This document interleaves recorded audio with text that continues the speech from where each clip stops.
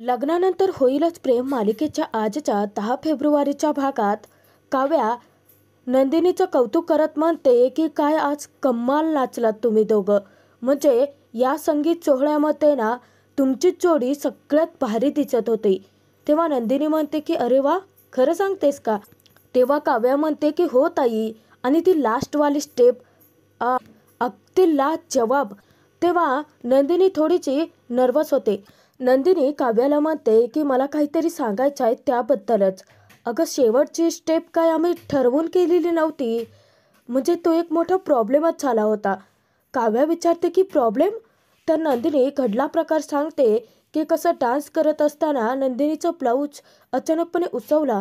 कारण ते कारस्थान तर रम्याचं असतं. आता सगळ्यांसमोर फजिती होता होता पार्थने तिला कसं वाचवलं याबद्दल जेव्हा ती काव्याला सांगते तेव्हा काव्याला मोठा धक्काच बसतो. काव्या म्हणते की अगं ताई, परंतु हे सगळं अचानकपणे कसं झालं? मला ब्लाऊज दाखव बरं. कारण काव्यानं तर आधी येऊन सगळं चेक केलं होतं, तर तेव्हा सगळं नीट होतं. तर जेव्हा नंदिनी काव्याला ब्लाऊज दाखवते, काव्याला मोठा धक्काच बसतो. कारण खरोखरचा ब्लाऊज फाटलेलाच असतो. तर काव्याला संशय येतोच. काव्या म्हणते की ताई, हा काय ब्लाऊज चुकून फाटलेला नाही आहे, तर मुद्दाम याची शिवण कोणीतरी उसवली आहे. नंदिनी आश्चर्याने विचारते की काय? बघू जरा.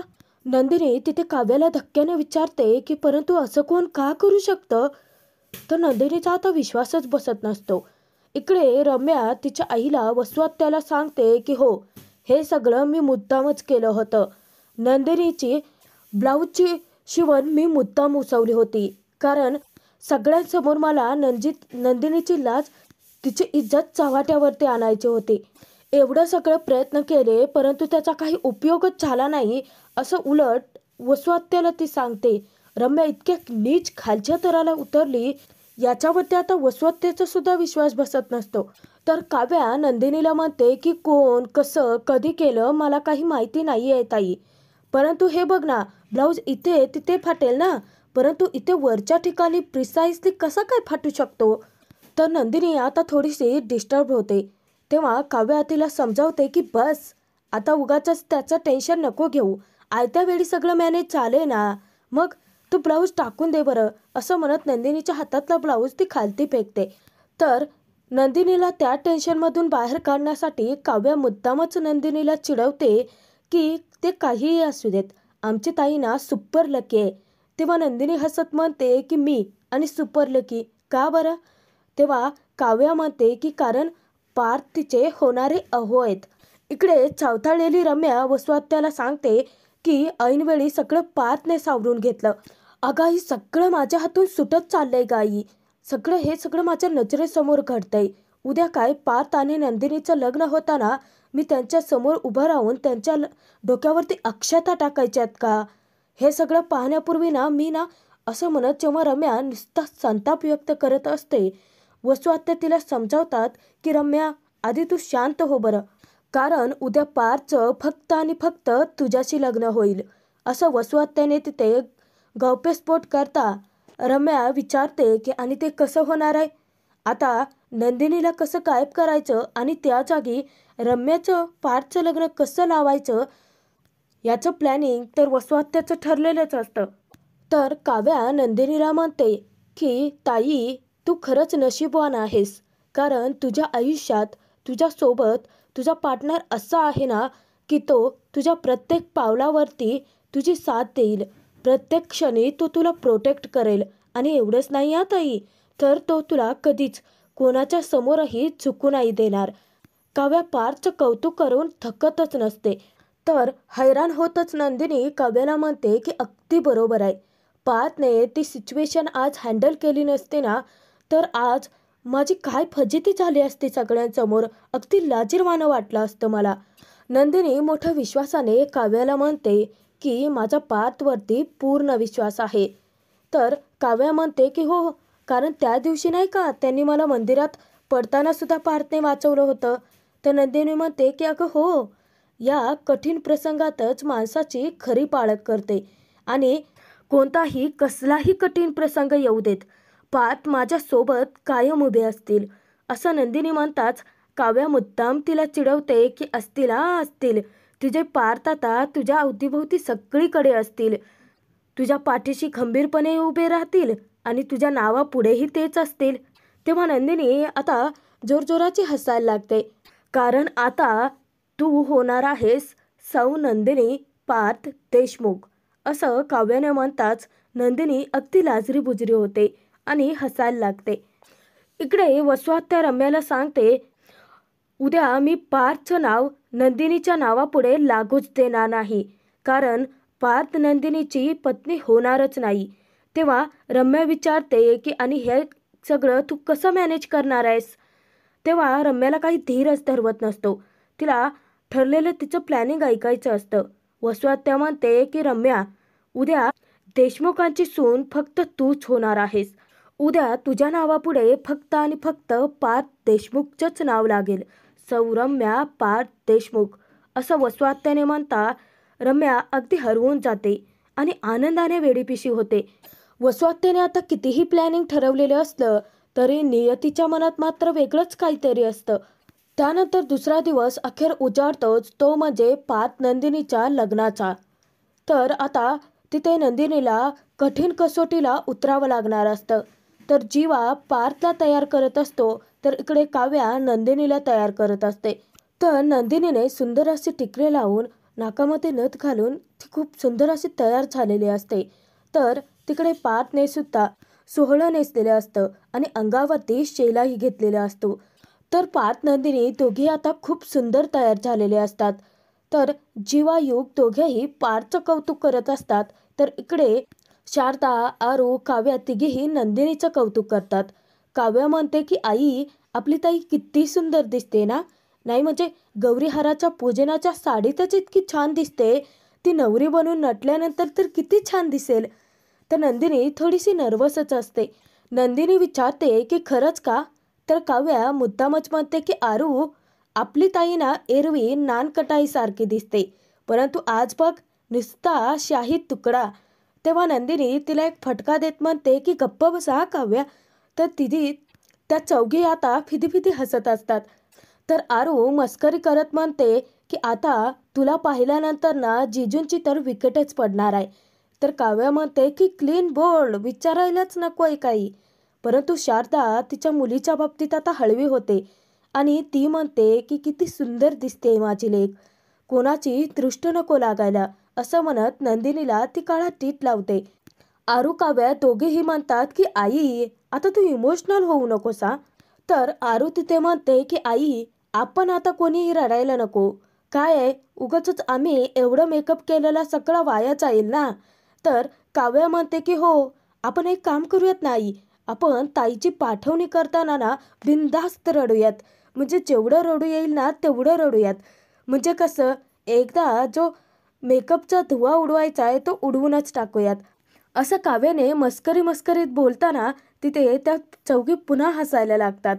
तर नंदिनी म्हणते की परंतु मी जात असताना जास्तीचं तुम्ही रडायचं नाही हा.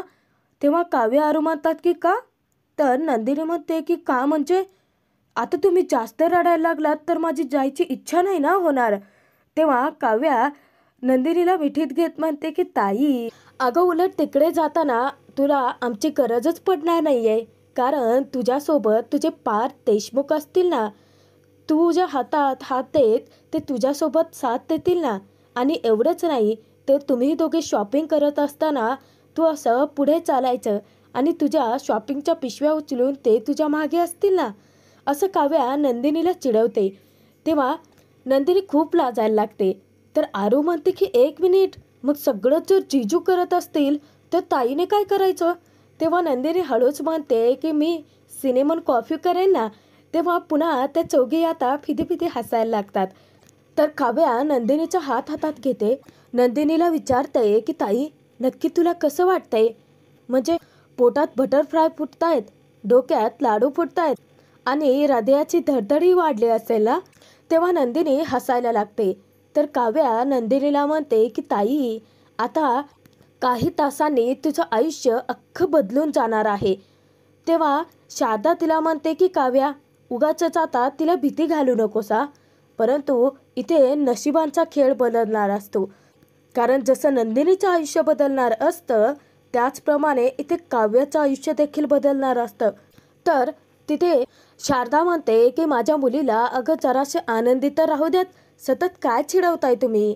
तेव्हा काव्या म्हणते की बर मातोश्री, नाही म्हणजे आमची ताई त्याच वेळेस आनंदित होणार आहे जेव्हा पार्थ देशमुखांना ती बघेल. तेव्हा नंदिनी म्हणते की बस हा काव्या, हे शेवटचं आहे तुझं, आता ऐकते मी, परत नाही ऐकून घेणार. जसं या दोघी बहिणी आता नंदिनीला चिडवतायत तसं हे दोन्ही भाऊ पार्थला चिडवतायत. तर जीवा तिथे गाणं म्हणतो की मॅरेज माझ्या भावाचं आणि चलो साऱ्या गावाचं, असं गाणं गुणगुणत ते दोघेही पारच्या अवतीभोवतीच नाचत असतात. तर तिथे आता परफ्यूम जीवा खूप जास्तच मारत असतो. तर युग त्याला टोकतो आणि म्हणतो की बस कर, परफ्यूम आहे ते, रूम फ्रेशनर सारखा काय उडवतोयस. तेव्हा जीवा त्याच्यावरती चिडतो की ए वांग्या, इथे लग्न माझ्या भावाचं आहे. परफ्यूम आणल्यानंतरला सगळ्या गावाचं लक्ष माझ्या भावाकडे गेलं पाहिजे. तर तिथे पार्थ म्हणतो की सगळ्या गावाचं राहू द्यात, परंतु माझ्या नंदिनीचं लक्ष फक्त माझ्याकडे जायला हवंय.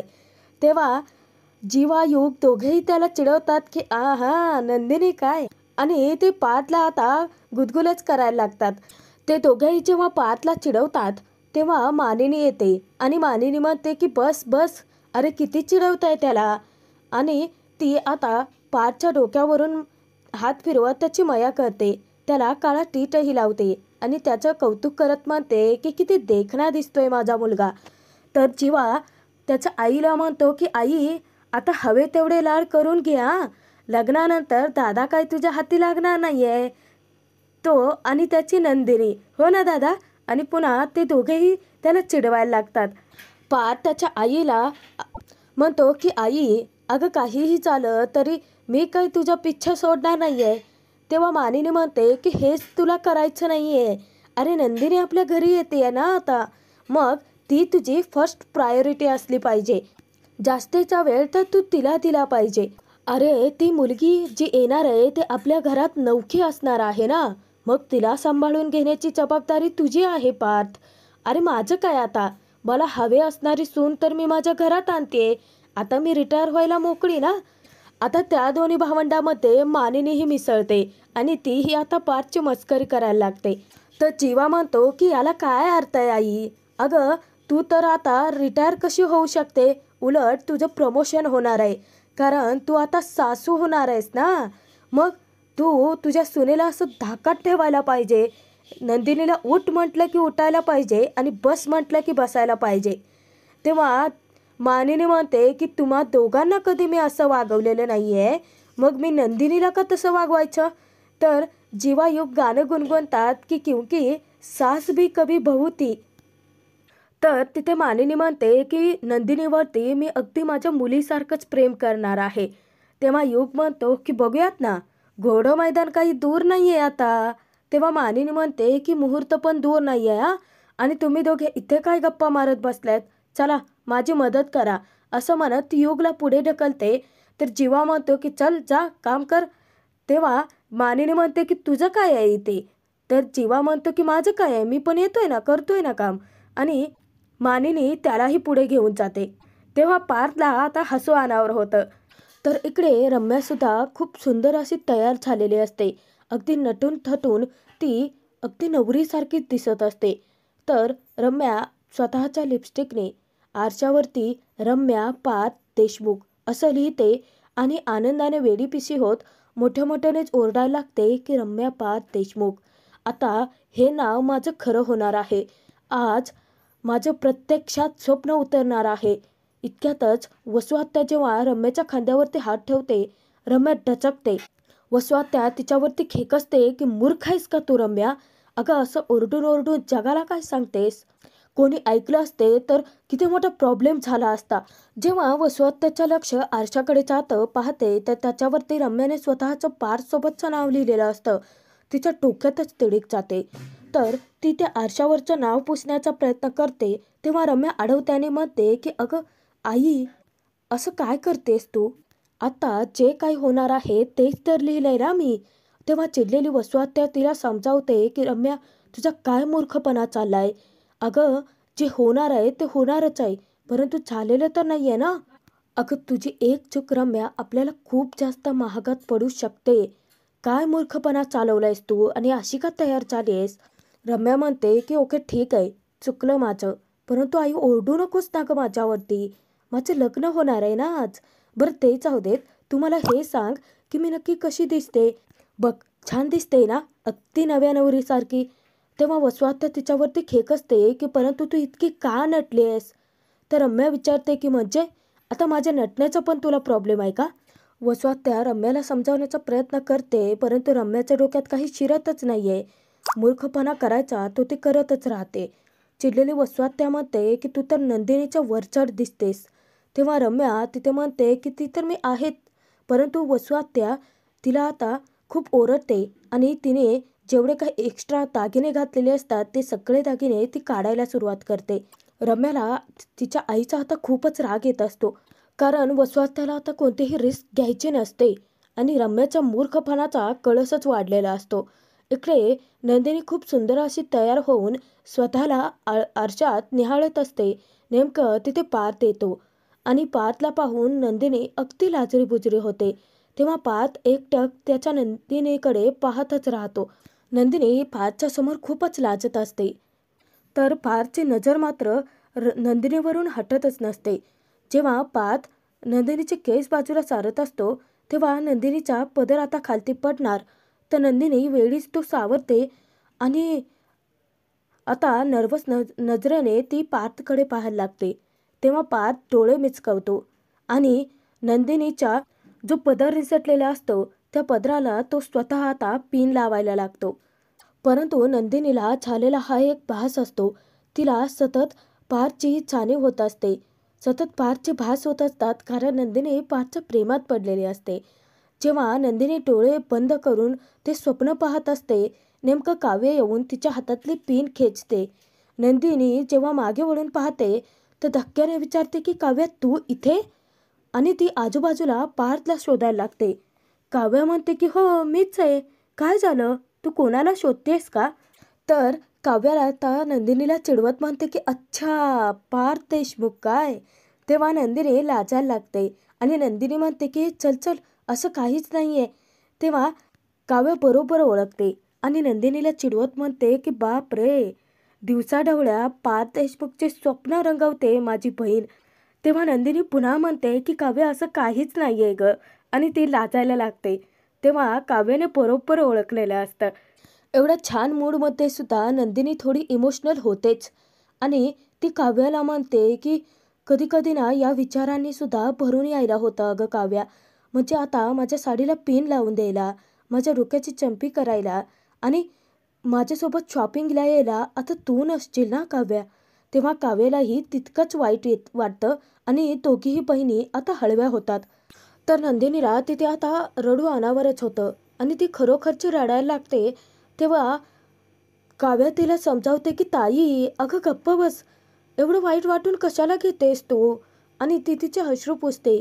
तर तिला हसवण्यासाठी काव्या मुद्दामच म्हणते की काही होऊ देता, मी काय माझ्या नंदिनी ताईची पाठ नाही सोडणार बरं का.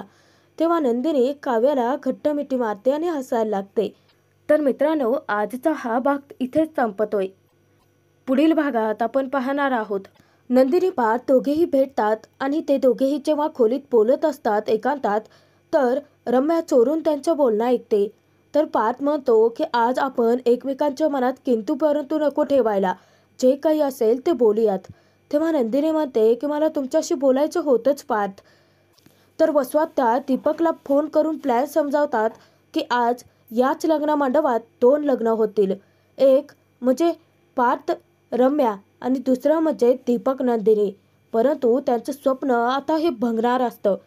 मानिनी विक्रम म्हणतात की आता आपल्या पार्थचं लग्न झालं की मग आपण रम्याच्या लग्नाचा बार उडवून देऊयात.